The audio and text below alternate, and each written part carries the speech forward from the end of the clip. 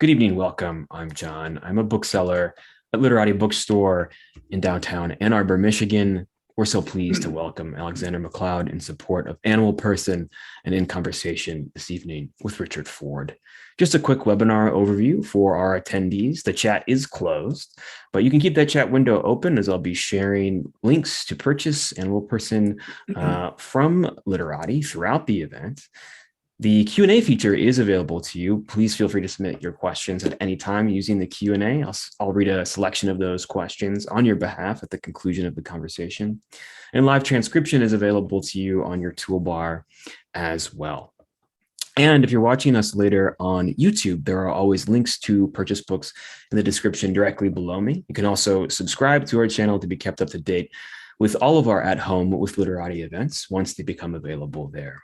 And as a reminder, you can shop for more books at literatibookstore.com to have shipped to your home anywhere in the United States. And if you live in Southeast Michigan or the Ann Arbor area, our doors are open to the public for in-store shopping. Most of all, though, we'd just like to thank you for your attendance this evening or this afternoon or this evening or this morning, depending on where and when in the world you may be joining us. So without further ado, I'll introduce tonight's author and our interlocutor. Alexander MacLeod was born in Inverness, Cape Breton, and was raised in Windsor, Ontario. The winner of the 2019 O. Henry Prize, his first collection, Light Lifting, was shortlisted for the Giller Prize, the Frank O'Connor International Short Story Award, and the Commonwealth Book Prize, and was a national bestseller. MacLeod holds degrees from the University of Windsor, University of Notre Dame, and McGill. He lives in Dartmouth, Nova Scotia, and teaches at St. Mary's University in Halifax. Joining him in conversation after Alexander will give a brief reading, Richard Ford is an award-winning novelist, story writer, and essayist. His work has been recognized with the Pulitzer Prize for Fiction, the Library of Congress Prize for American Fiction, and the PEN/Faulkner Award, as well as the Princess of Asturias Prize in Spain, the Prix Femina in France, the Gerhard Lenz Prize in Germany, and the La Lettera Prize in Italy. His novels and stories have been translated into more than 35 languages. His most recent book is Sorry for Your Troubles, a collection of stories. He is Mellon Professor in the Humanities at Columbia University in New York and lives on the coast of Maine. Please join me in welcoming Alexander MacLeod and Richard Ford into your living rooms. Alexander, please feel free to start us off with a reading. Well, first, I want to thank you so much, John and Literati, for hosting. This is the American launch of these stories, and it couldn't be happening at a more appropriate place than the state of Michigan, directly across the Detroit River from where I grew up in Windsor. So I've wandered through the streets of Ann Arbor many times. I'm going to do a little 10-minute reading here, which sort of sets up, it's from the first story in Animal Person. That story is called Lagomorph. It's about a pet rabbit. So I'm just going to read you the origins of this rabbit, and it's a story about a family pet, the origin of the rabbit, and one episode in the rabbit's life. We got him from a Kijiji ad, rabbit available to a good home, and the Acadian man who once owned him ended up giving him to us for free. I went to his house and visited his carpeted basement. I learned all about the food and the poop and the shedding. Is there anything special we need to do? I asked. We don't have any experience. You just don't eat the guy, the man said. Rabbits are right there, right on that line. He made a karate chopping motion, his hands slicing down through the air. You either want to be friends with them or you want to kill them and eat them for your supper. We had 2 other people come in here already today, and I was going to take the ad down if you were the same as those bastards. I could see it in their eyes, both them guys. I could just tell they'd have taken him home and probably thrown him in a stew of fricot like my grandmère used to make. Hard to look at, I tell you, when someone is lying to your face like that. I asked him what he saw when he looked into my eyes. He laughed and bonked his temple with his finger. I got no clue, he said. All we can ever do is guess, right? No way to ever be sure about what's going on up there. But me, thinking about you right now, me, I'm guessing that you are not the guy who is going to kill our Gunther. Gunther, he said. He crouched down and said the word 3 times very quickly, clicking noise with his tongue. The rabbit came flying out from beneath the sofa and went over to the man and stretched up to get a scratch between the ears. He knows his name? Of course he does. Doesn't everyone know their own name? And do we have to keep that one? You do whatever you want, my friend. After you leave here, he's going to be your rabbit. But if you want him to know when you're talking to him, I think you better call him what he's always been called. I stretched my hand out and Gunther sniffed at my fingers, then gave me a quick lick. His tongue seemed so strange to me then, so long and dry. The tongue of a rabbit is very long and very dry. The man smiled. That there is a very good sign, he said. Doesn't usually happen like that. Gunther, he is usually shy around new people. Normally takes him a little while to make up his mind.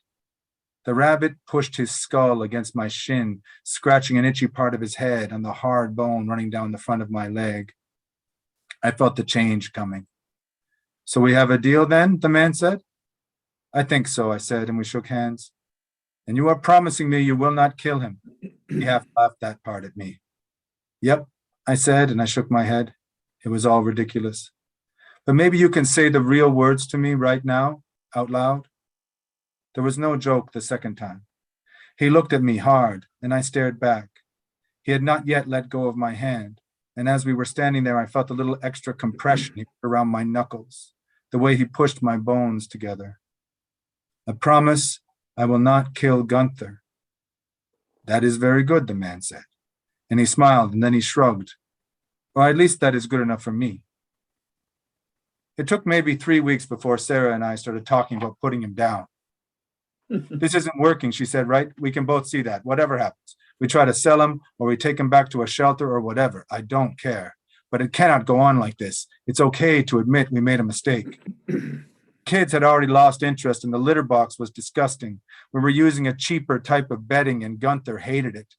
In the first couple of days, he'd already shredded up 2 library books and chewed through half a dozen cords without ever electrocuting himself. There was an infection, too, something he picked up in the move.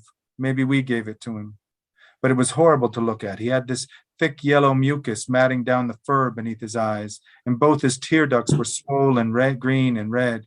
He hardly ate anything, and instead of the dry, easy-to-clean pellets of poop we'd been promised, he was incontinent. For about a week, our white couch, the couch we still have, the couch where Gunther and I still sit while we watch TV, was smeared with rabbit diarrhea. It was getting bad for me, too. Something in my breathing had started to change, and a case of borderline asthma was setting up deep in the membranes of my chest. I felt this moist tenderness blooming in my lungs like a big bruise in the middle of me, and I was starting to have trouble walking up or even down the stairs in the morning. We weren't sure of the cause yet, and it couldn't be pinned directly on Gunther. The doctors said there were other possibilities, explanations, adult onset conditions that could stay dormant in your body for decades before springing up fresh in your later life. I had my own wheezing theories, though, and I felt pretty certain that this rabbit and I were not meant to be together. We took him to a veterinarian who couldn't help us at all. The guy plunked Gunther down on the stainless steel examination table, and he shone that light into his eyes and his ears and felt around up and down Gunther's whole body. It took less than 10 minutes. Then he snapped off his purple gloves and threw them into a sterile wastebasket. Look, he said, I've got to be honest here. He cocked his head toward the door. On the other side, in the waiting room, there were at least 10 other people, all sitting there with their leashes and their treats and their loved ones. I think you can see we're pretty much running a cat and dog shop here, you know what I mean? That's 95% of what we do. And I'm afraid we don't have a lot of experience with the exotics. Exotics? I said, what, is a rabbit exotic now? It is for me. I'm just telling you. I've given you the standard examination that comes with our basic billing package. The next step is going to be x-rays and advanced diagnostics, and I don't really think you want to go there. Not for a rabbit anyway, not for a rabbit that hasn't even been fixed. In that moment, it was almost over.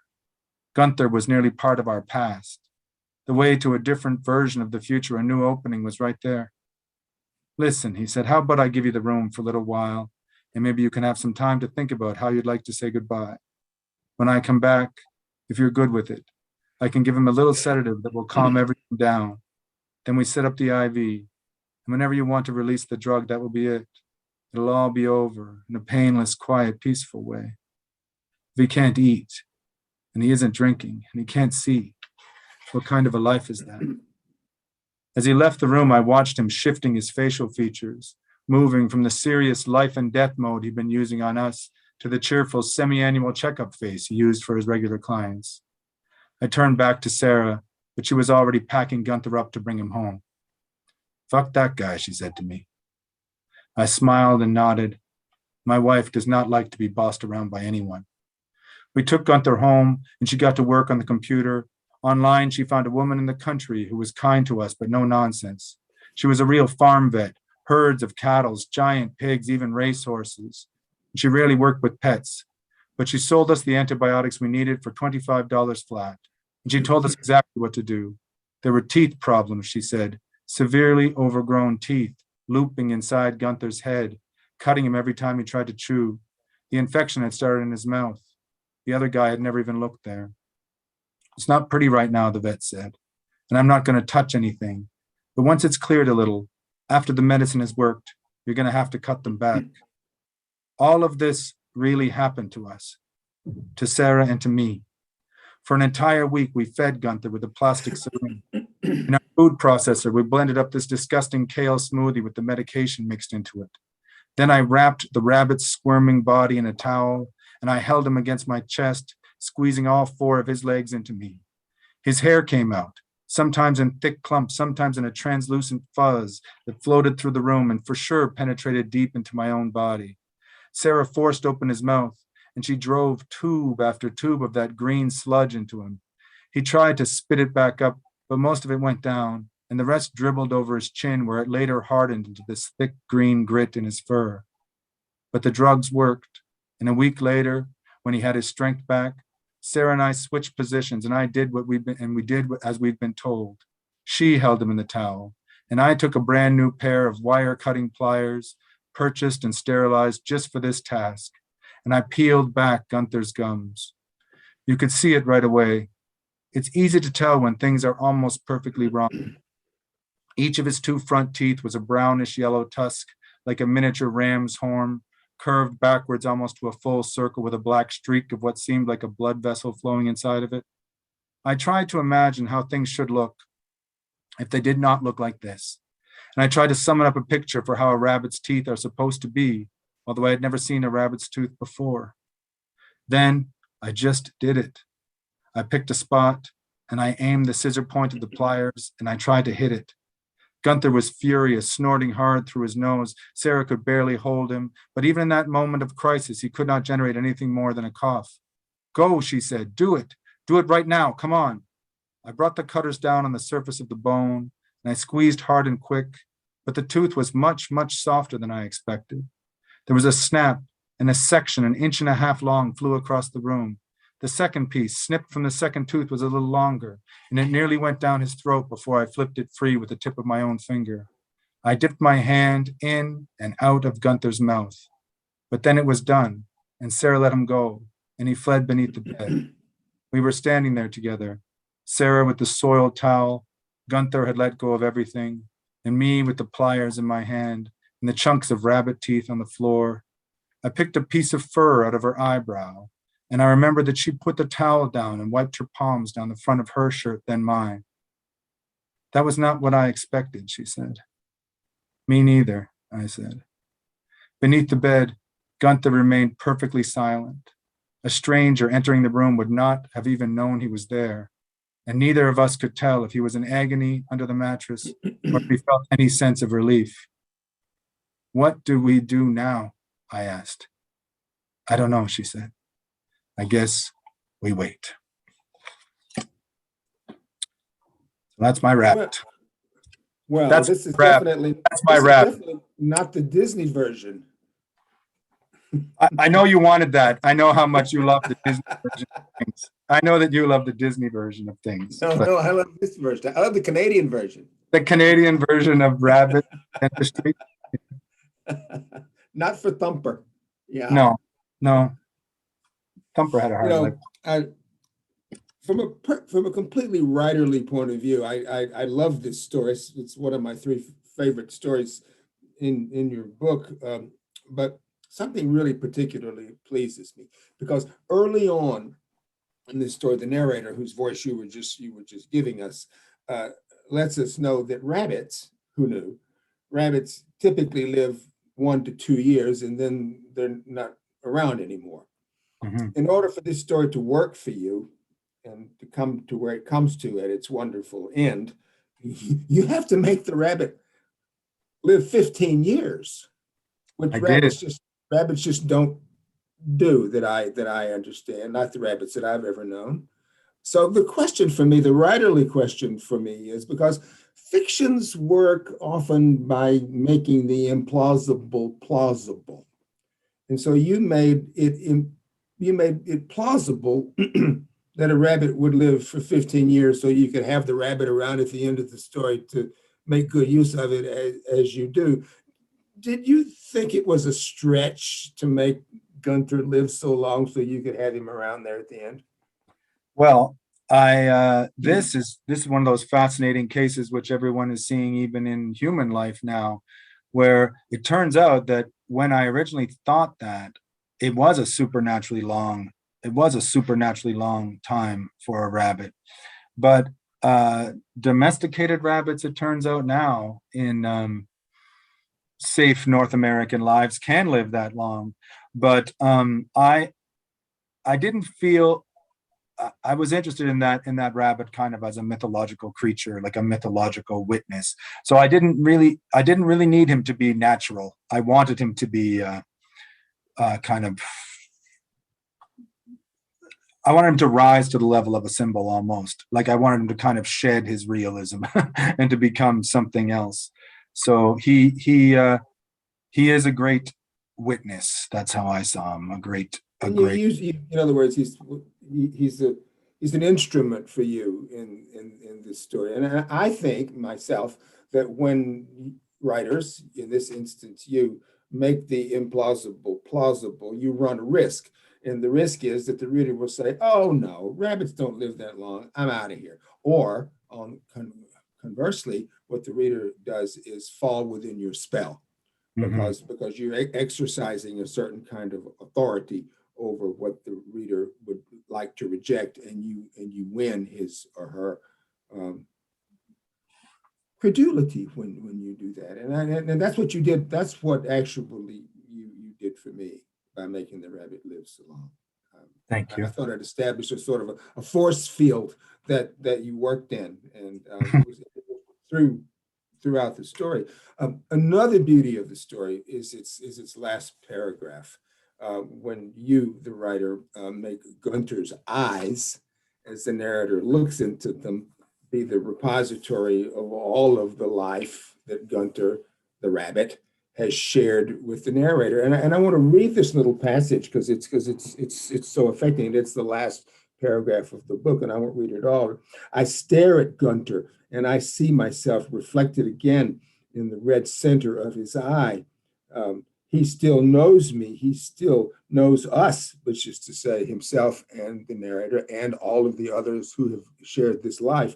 And I try to look past my reflection. I imagine moving directly through the membranes and lenses of his eyes, down the nerves, and all the way up into his brain. I think our shared past, our lives, are still there in Gunter, held in his memory, inside the mind of the oldest rabbit that has ever lived. We are a single thought, which is to say, we, all of the people who have populated this story, vivid and urgent and distinct, but then it passes and the rest is everything else. I mean, when I read that, I was so admiring of the end of the story. And what I wondered was, and this is again a writerly kind of question, but it's also kind of a naive kind of question too. Um, did you just find that this was available to you at the end of the story to make Gunter's interior be the repository of all that's going on in this family, which is divorce and loss, or did you plan it that way? Well, I know from reading so many of your stories that sometimes you just find it. You just discover it. Like sometimes you're at work and you discover it. So that was not a lighthouse, or it wasn't. I wasn't heading toward it, but when I got there, I found it, and it was more um, the auditory, just the auditory moment there. And I know that your wife Christina helps you with. My wife Crystal helps me with these so much. There's a moment in the story where they hang up the phone, and it's just the hanging up of the phone where they say, "I have to let you go." Like I have to let you go as a kind of empty line for ending a phone call, but also a resonant line. And then the idea that this person that you're estranged from, the way her voice sounds, the rabbit recognizes it. The rabbit turns towards that sound. Rushes out from under the couch. Yeah. So I was really interested in the familiar and the strange, just conceptually, and that is almost like an experience of cognition, where something strange is suddenly familiar, and something familiar has been made strange. So that it was almost like a philosophical thing where you're like, how do things signify in the end? Like I mark you as different because you're intimately connected to me. You're different, but perhaps in the grand scheme of things, in the grand scheme of everything else. Well, you make it a moment. You make it a moment of cognition.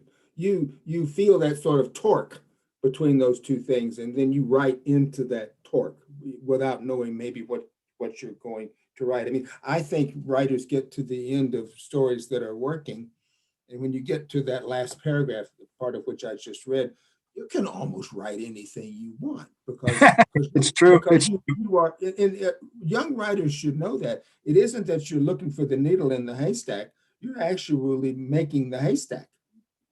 Yeah, you're pushing through. Like I think that I say that to my students too. Like you're not trying to discover it; you're trying to create Make it. It up. Make it up. Absolutely. Good. Well, it makes me relieved in a way to know that's how that happened, because that's the way it felt. Because it feels to get to the end of that story, it feels very urgent, and the urgency is you trying to make it mean something. Well, as you know, sometimes you're looping around. So like you're that's what's amazing about the short story form is you're looping back to a scene that the reader's already seen. The reader has already been there at the beginning, but the second time we come through, we see the urgency in it. Like it's not like it's a calm. It's not like it's a calm exit. It's hidden. No, you imbue the story with the urgency that you, the writer, feel. It should be said too about that story. It does end where it starts. That's a kind of a short story trick, because if you make it end where it ends, then you can always go to the beginning of the short story and install it there. I don't know if you did that or not, and I don't care. Mm-hmm. I didn't do it that way on purpose, but that's where I was interested in. I was just interested in language. I was just interested in that, in like this one creature can't make any sounds. It doesn't make any sounds. So it's not like your dog, or like it's not like it's just a mute witness. So like the guy's like, say something to me, like longing for kind of a conversation that isn't going to be coming. Yeah. My wife and I read the story at the same time, and I had a sort of optimist's notion at the end of the story. We're not going to talk about this story forever, but it's such a propelling story in a way. I thought the rabbit didn't die. She thought the rabbit died. I read it this time. Now I know. Now I think I know, but I'm not going to spoil it. Yeah. Don't. Yeah. How long a period of your writing life do these stories represent? They represent a solid 12 years, I'd say. Solid 12 years. My last book was 2010 in Canada, 2011 in America, and then this is pretty much all I have. And since then, I'm working on some other stuff. But there was a couple that failed to launch. So I look at that book and I see the stories that I couldn't make work. They're not there. But it's a decade. It's a decade anyway. Did collecting them in this book allow you to impose or recognize some overall integrity among them that wouldn't have been apparent had you not put them together?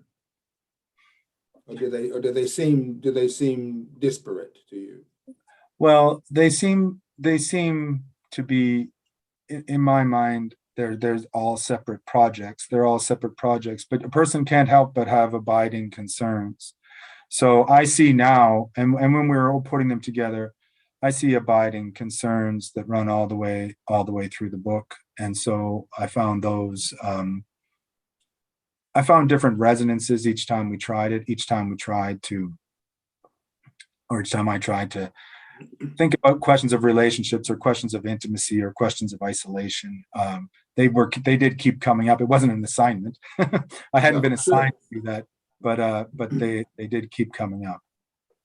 Well, that's one of the things that we have to do. We have to have those little senses of subliminal resonance and champion them for our own work. I mean, it may be something the reader will never care about or never see, but that is something that we're constantly doing, which is championing our own response to things.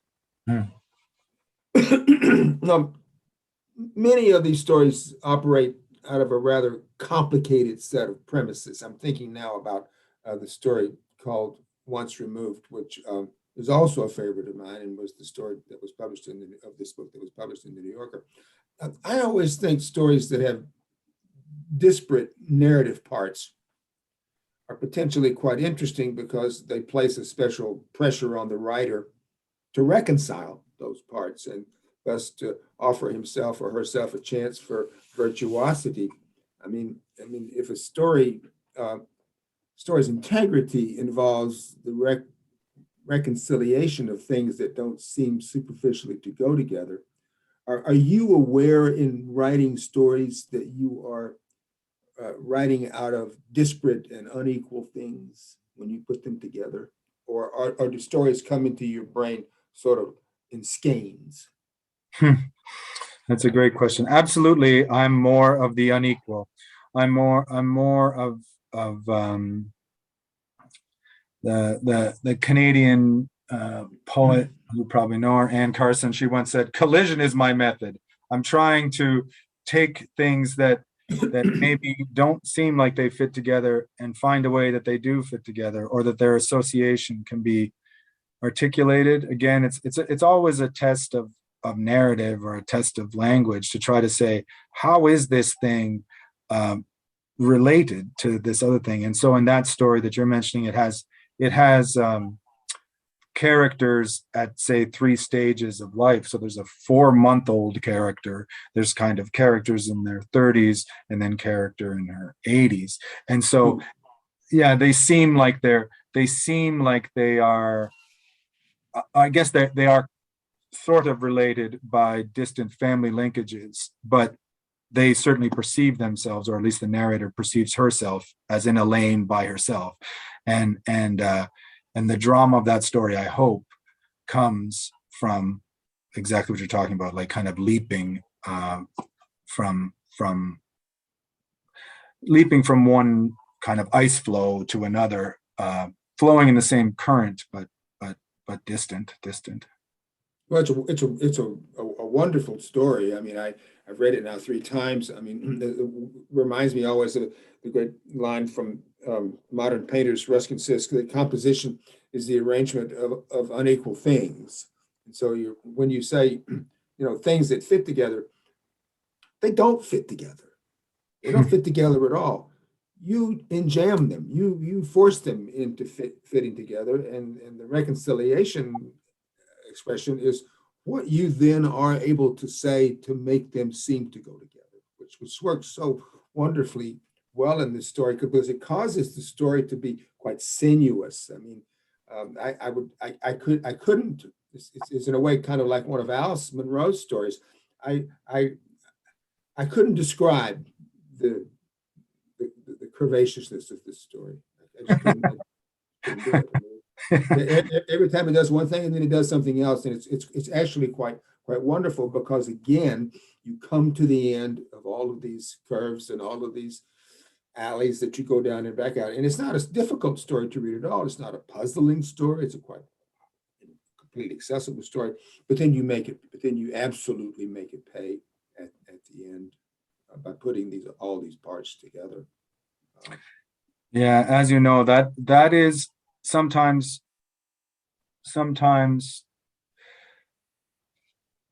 when you're working with those elements, you don't know if the enjambment it's like poetry. You don't know if that line break is going to like whip you from the end of that line to the start of the next line, or if it's again weirdly sonic in that story. There were a couple moments of just trying to make it sound right, just trying to make the people talk right in these awkward situations where people are communicating maybe more.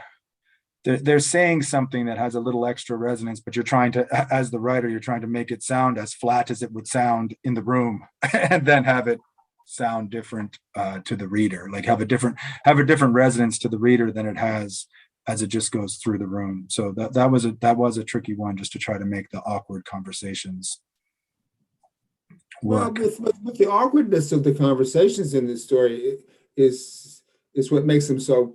It's what makes the dialogue so dramatic. It's stickomythic. It's one thing following another, but really not being responsive to another, and that causes these things to pound together in the way that makes drama and that makes interest. Yeah. For, at least certain was so for me. That's interesting to me, because you wouldn't necessarily know that you thought of stories that way. And reading that story, you would think that you sort of thought of stories as a ribbon, as a skein of things that were already together. But I had a strong suspicion that you didn't think of them that way. And when you don't, of course, when you don't think of stories as ribbons of things that are already fitted together, you allow yourself to bring so much more to bear upon the story, because your reservoir of things you can bring to the story is almost limitless.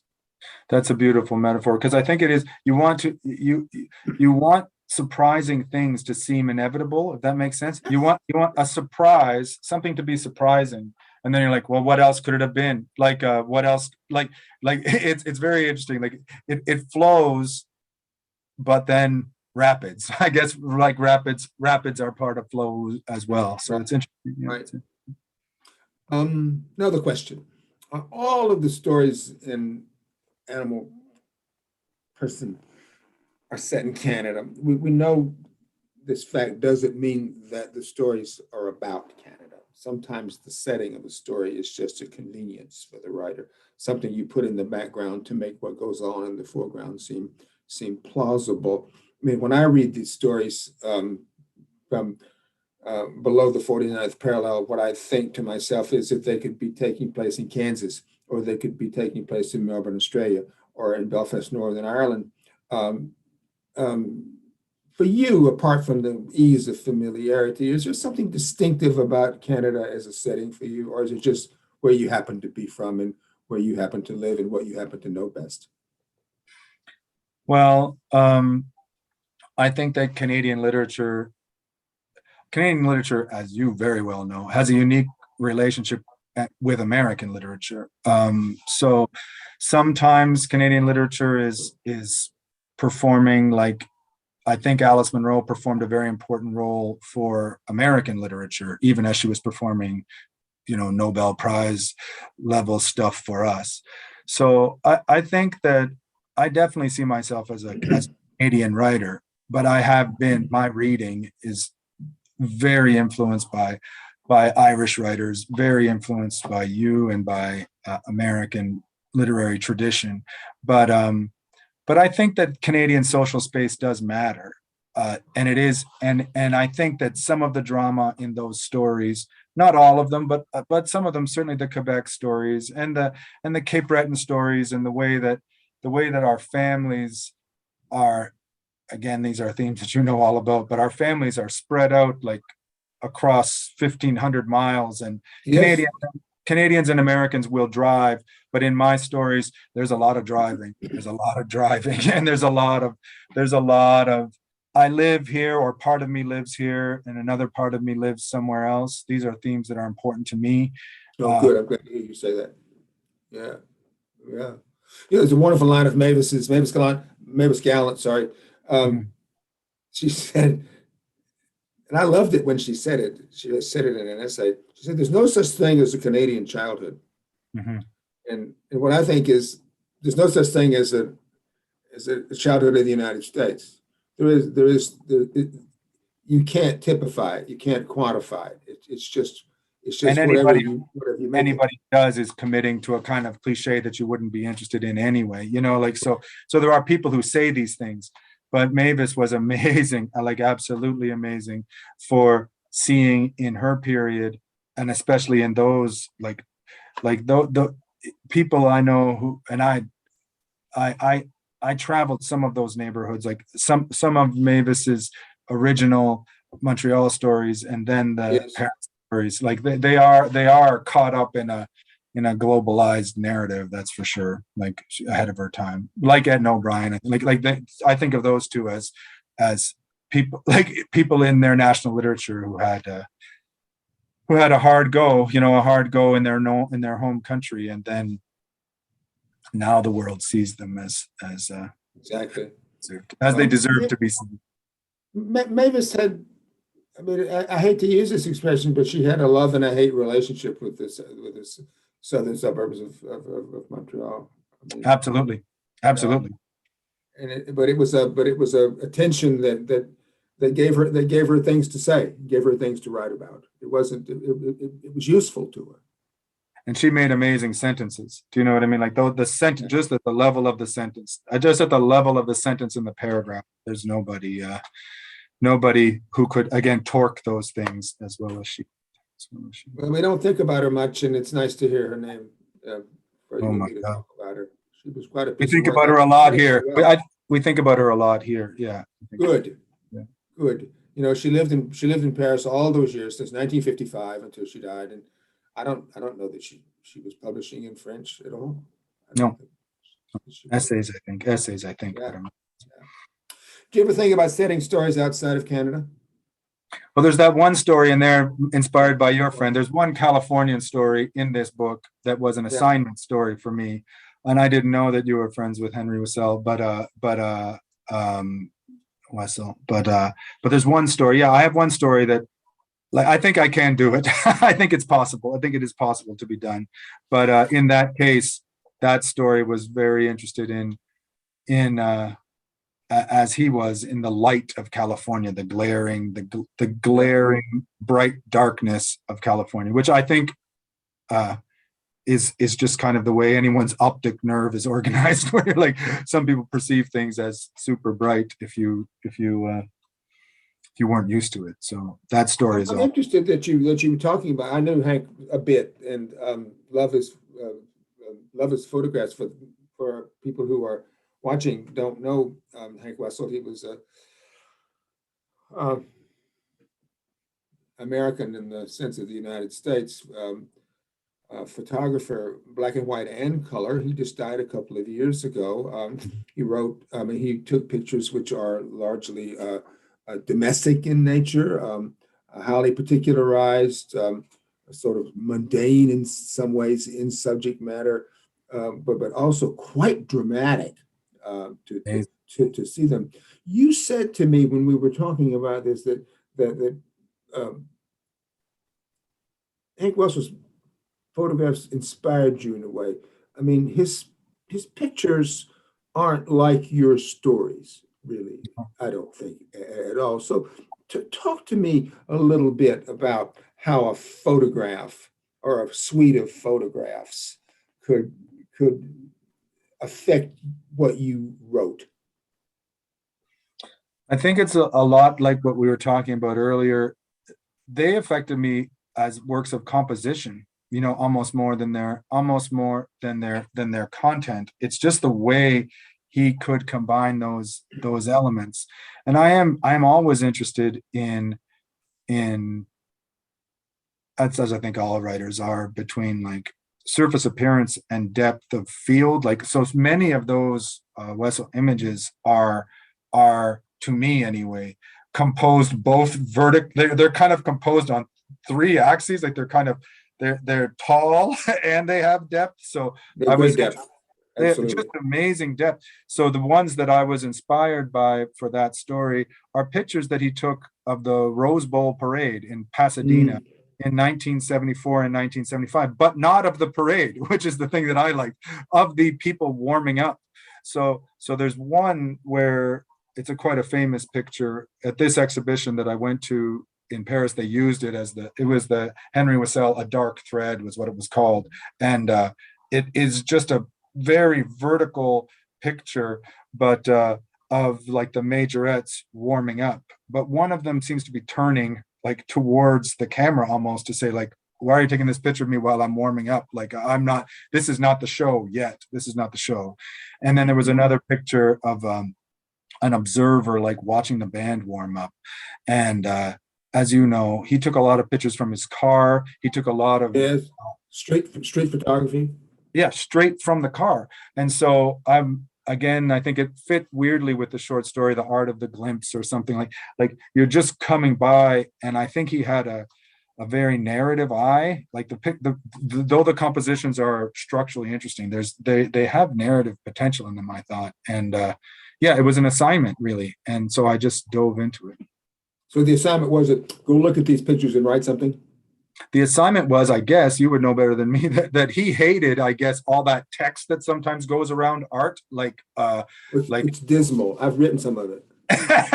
Yeah, okay. So he hated that. And I guess that the advice was, if you're going to do words for these pictures, get writers to do the words. And so then there was this assignment, which was write fiction. Right, make other art out of this art. Don't try to be didactic about it. So or depictive. Yeah, it was not. Don't depict his photographs. It wasn't a depictive. Yeah, no depictive stuff. No didactic.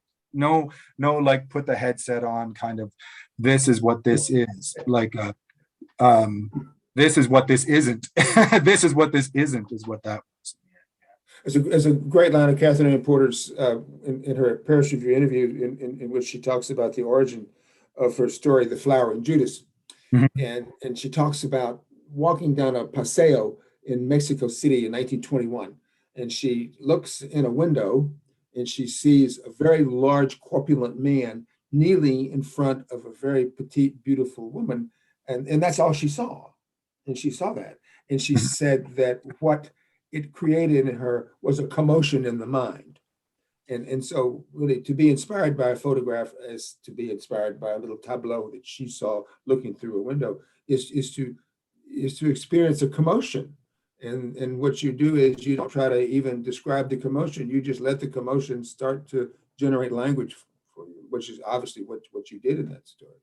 That's a great word. If you can create stories that are just a bunch of commotions, you're doing something. Yeah, commotion is a strategy. Working towards commotion. Yeah. Well, it's one of the lucky things that we get to do. We get to pay attention to those commotions, and instead of suppressing them and going to shrinks to refine them again. A sort of nuts and bolts kind of question. Because I think there are people who like nuts and bolts. I mean, I do. I'm just finished editing a book, so I'm very much nuts and bolts. When you go back over a story that's in progress, you've written it through to the end, and then you start reading it again, what are you typically doing? Well, one thing I'm doing is I read them out loud a lot.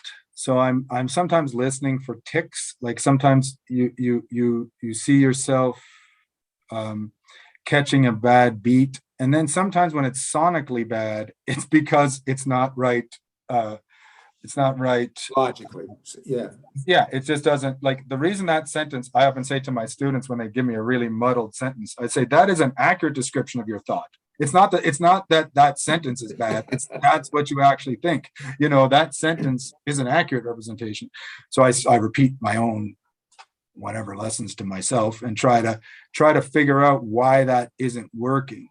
And sometimes, like I said, like probably the most instructive story in this book is the one that isn't in it because I couldn't I couldn't land it. I just couldn't get it to behave. And that was a real profound lesson in editing, where you're like, I have been working on this and working on this, but it still eludes me. And you can just look at your own words, or even sometimes the shape of your paragraphs, and you're like, this is not, you're trying to get it so the thing kind of rolls smoothly, even if it has, as we've been saying, like a lot of different elements. And I think of it like a banister. Like a banister is pretty smooth, but it's going to take a lot of sanding and a lot of thinking about dowels to make a banister come down at the right angle. So I'm trying to come to terms, I suppose, with whatever brought me there in the first place. It's tricky. It is always a kind of exercise in discovering what brought you there the first time.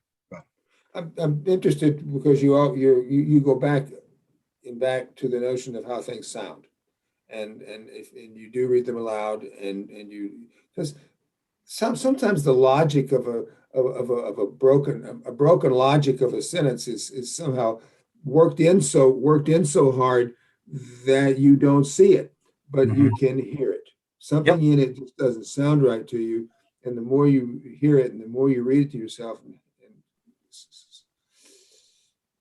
verbalize it, and literally audibly, you can find your way not to what's wrong with it, but sometimes just to something better. Yep. I feel that sometimes in lots of your dialogue, like there's like moments of the kind of the pause. The pause is the sentence, right? It's like when it arrests, that it's speaking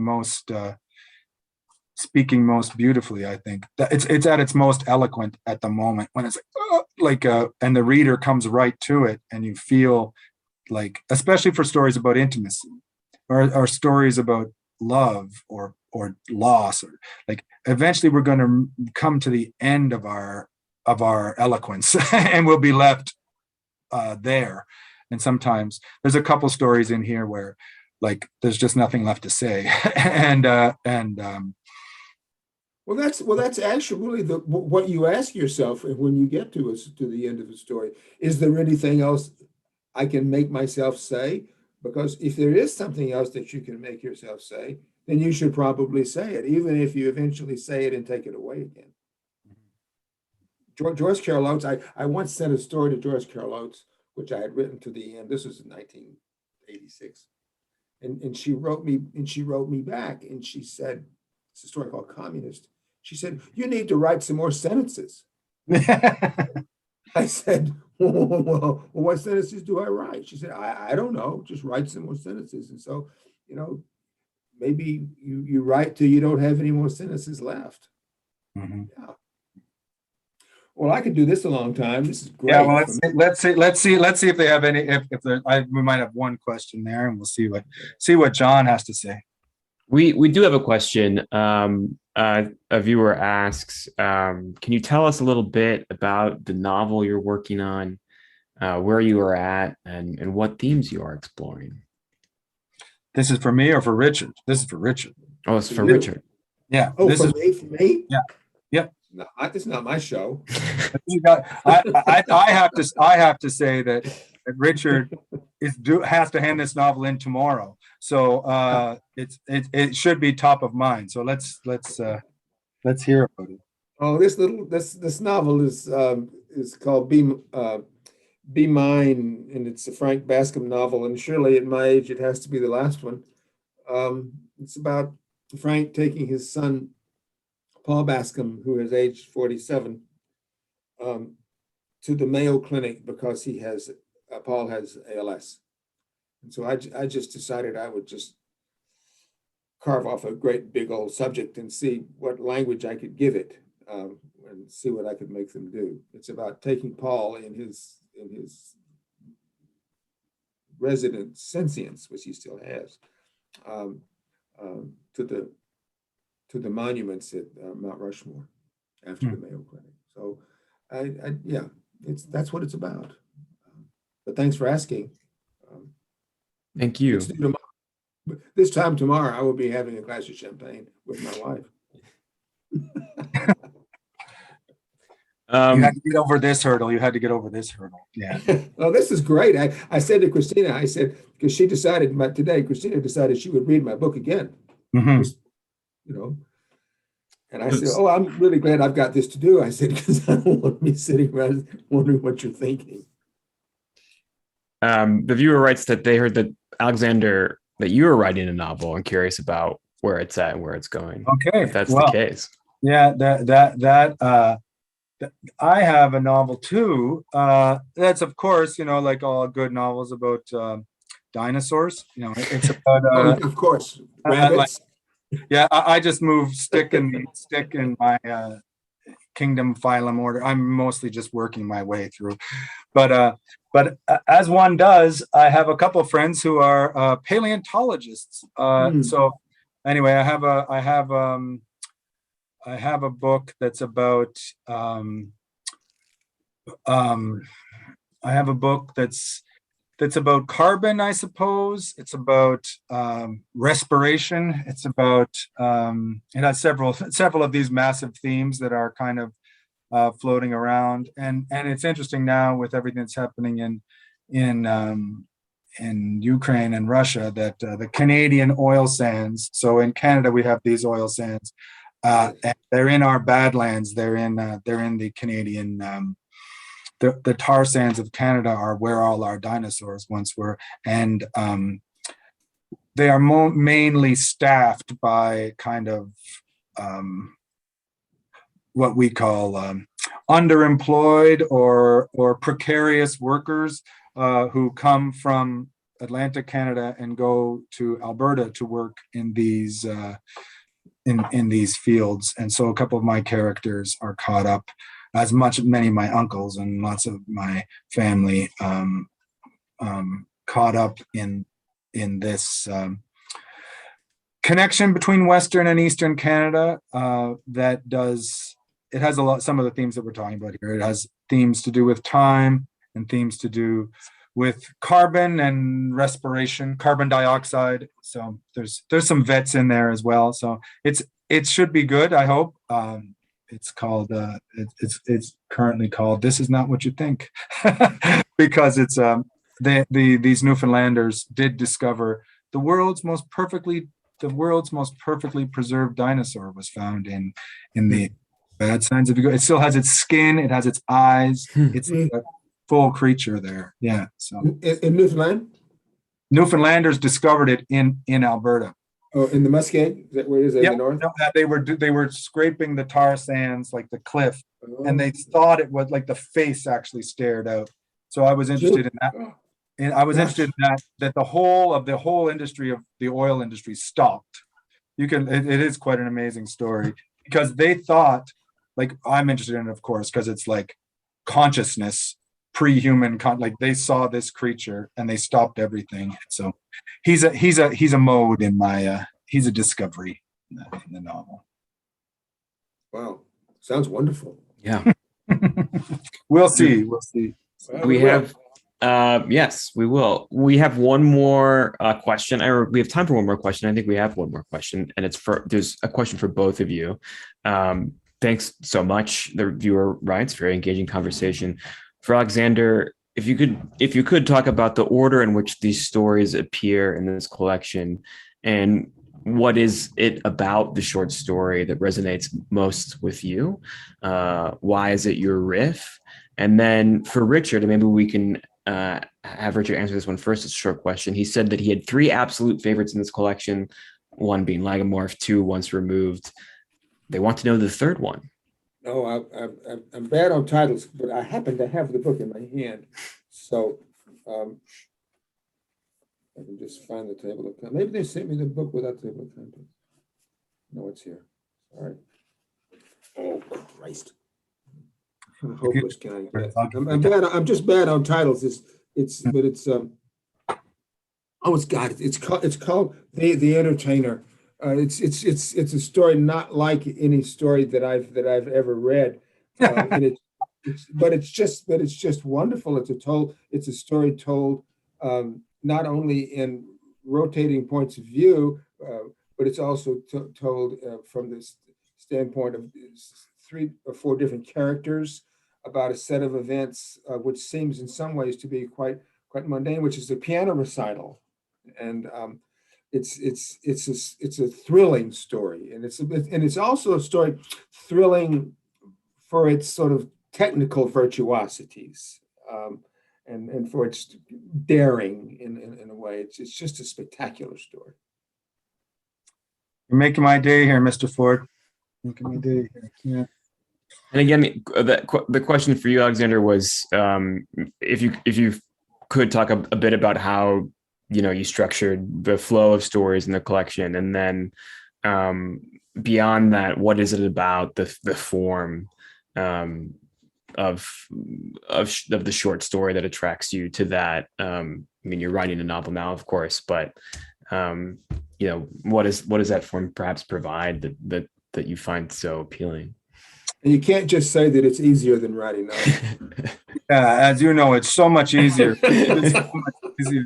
So much easier all day long. These things. The